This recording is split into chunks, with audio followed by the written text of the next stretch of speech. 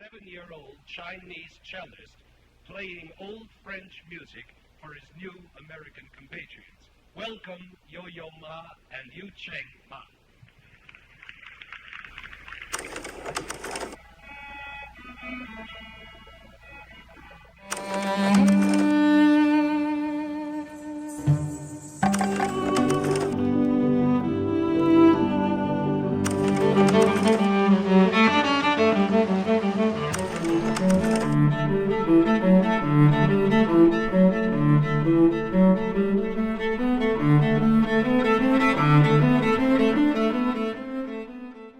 We are honored to welcome Mr. Yo-Yo Ma, one of the greatest musicians of our generation. Beyond being a legendary cellist, he is a teacher, cultural ambassador, and a strong believer that music can bring people together across generations and borders.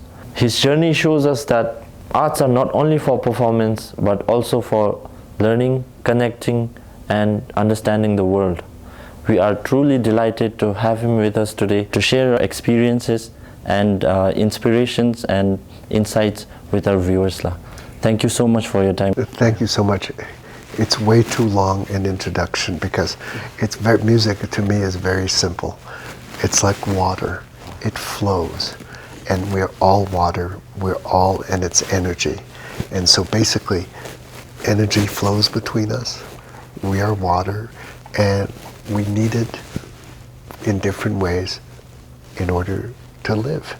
And for me to come to Bhutan for this trip is so extraordinary because I've hoped, it's been my dream to come here for really more than a quarter of a century. And finally I'm here, and I'm here to learn from the Bhutanese people and their cultural traditions how they have found a way to live in harmony, in peace, amongst themselves and with nature. And I think I'm learning a lot. I believe it is your first time in Bhutan. What surprised or moved you since arriving here?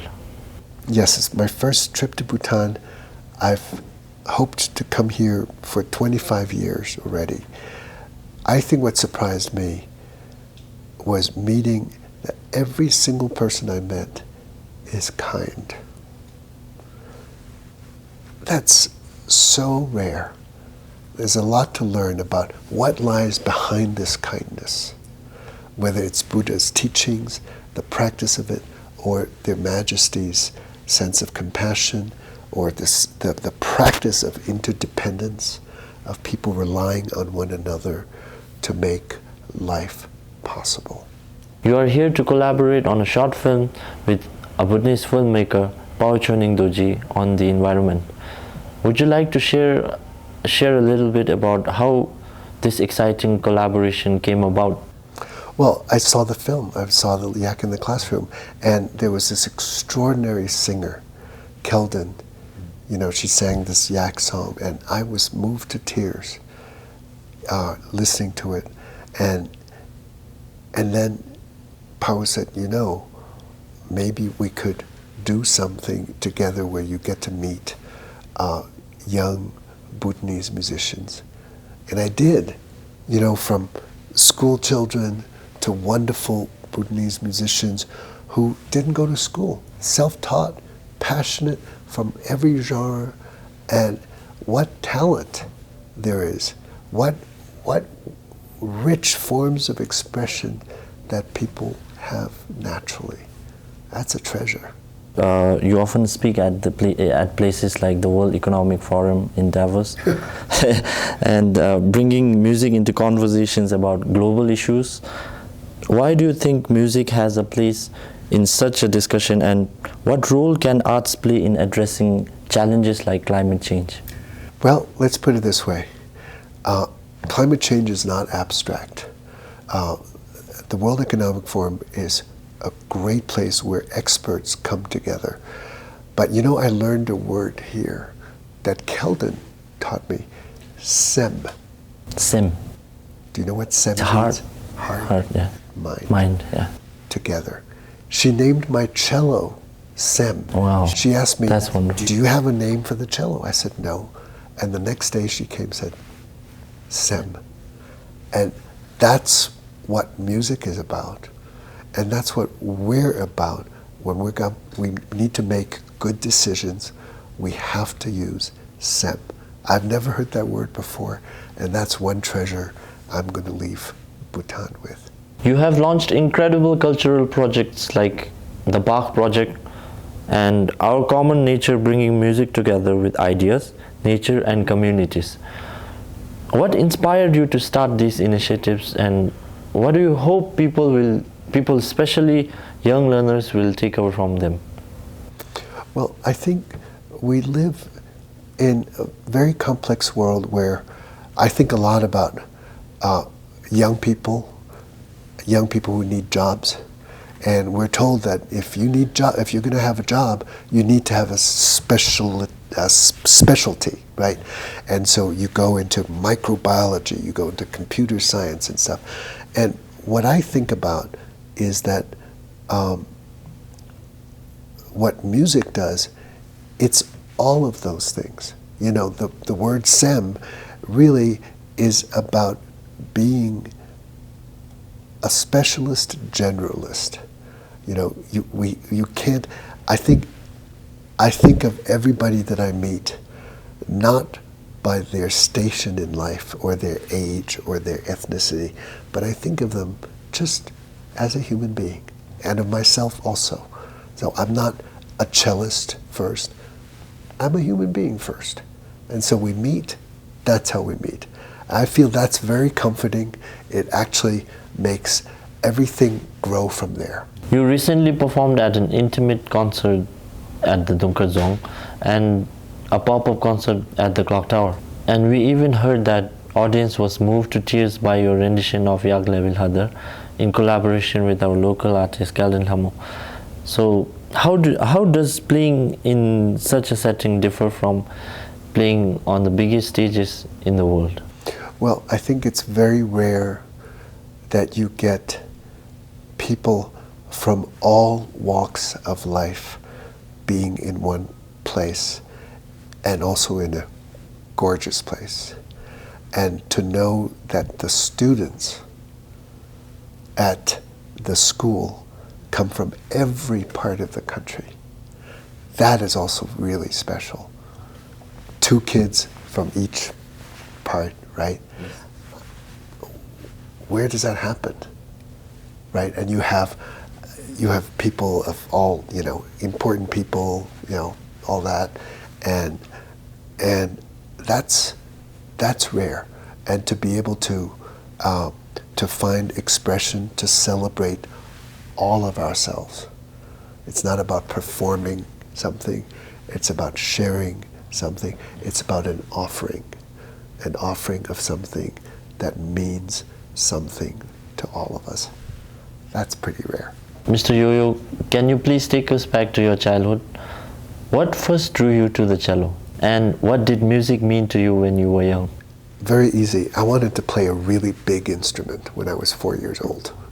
And the cello was the biggest I could play. So, no particular reason. It's a childish reason. It's a good reason. And what drew me to music, I think, it's probably because it was around the house. My parents were musicians. My sister, who's older, played. And I think one thing that drew me to music was that it actually allowed me, even at a young age, to be able to go inside myself. I think in Bhutan, people treasure their inner lives, right? In society, we measure our outer lives. What do you do? What clothing you wear? Where did you go to school? And what, things that you do. But we all have inner lives. And I think as a child, I had a pretty complex childhood, and to be able to find a moment of quietude when I was playing, even as a 4-year-old, there was that special thing that kept me going in music. There is a wonderful video of you and your sister performing for President John F. Kennedy when you were just 7. What do you remember most from that day, and how did it feel to play at such a momentous occasion at a very young age? Well, as a child, you don't realize who you play for. You know, everybody's important. Everybody's much bigger and taller, right? You know, so that's, but what I remembered was that I remembered meeting Danny Kaye, who was an actor and who was very funny. And he sort of knelt down to my eye level and talked to me. And I thought, that was amazing. This funny guy, I want to grow up to be like him. Only later did I realize, of course, when President Kennedy was assassinated, I felt incredible pain, but only later did I understand who this man was and what he accomplished and what his presidency meant. But he was my first president. And one thing I love about the Kennedy administration is that it had a kind of idealism. You know, under President Kennedy, the Peace Corps was launched. You know, that's kind of like a Bhutanese type of thing to do, right? And so I was impressed that, yes, space, but Peace Corps. And he talked about the arts and how important the arts were to a culture and to our civilization. You are known not only for music, but also for your curiosity about science, culture, and history. How do you keep learning, and what inspires you outside of music? I think everything inspires me, because I think I've tried for a long time to figure out what music is. I don't know, but I think a lot about what culture is. I'm not sure I know, but I do think culture is the combination of art, science, and faith. And if you put all three together, then you get the makings of a harmonious society. And I think cultures that believe in looking for truth, in building trust amongst its population, and in the practice of service. If every society practices those values, then we have the possibility of cultures that can all be individual, but all joined together by similar values. Thank you. When you look at the young people today, what gives you the most hope? What gives me the most hope is that a lot of young people are looking for something better. And by that I mean, they look at the negative things and they say, we don't want to go in that direction. I don't want to work for a company that does a lot of polluting. And I don't trust institutions that just say things and they don't practice it. So there's that thing that we can actually work with, and they're willing to go not for the job that gives more pay, but for a job that is meaningful. So they worry about the big subjects more than people from my generation. And I think, but of course the big worry is that, are there enough jobs for them? And I think Bhutan is such an incredible place for young people to explore, that it's possible for society to be this way. You know, mindfulness city, like, you know, I know people are volunteering to work. And I keep thinking, wow, young people love to meet one another. They all want to go to exciting places, usually go to big cities, they go to Perth, whatever, you know. But I think it's possible for a place that could say, wait a minute, young people might be building a city, come join us. Like the Peace Corps program, but for the world. And then you own a piece of that city because you say to your children, your grandchildren, I helped build this city. It's part of me. And I come from the Netherlands, I come from Kuwait, I come from Kenya, I come from Canada. And that is something that that could be. But I worry about young people and jobs. But I think we can do a lot to create better jobs with hope, with specialization, and with the values that we just talked about. If our young viewers remember just one thing from you today, what would you like it to be? never lose your dignity. That's really wonderful. Thank you, Mr. Yo-Yo-Ma, for sharing your wisdom and warmth with us today. Your words remind us that learning never ends and that music can guide us through every stage of life. Well, you're so kind. For me, it's a dream come true, and I feel it's such a rare privilege for someone like me to be able to come and learn and experience and fall in love. It has truly been an honor, and we hope you visit Bhutan many more times in future. Thank you so much.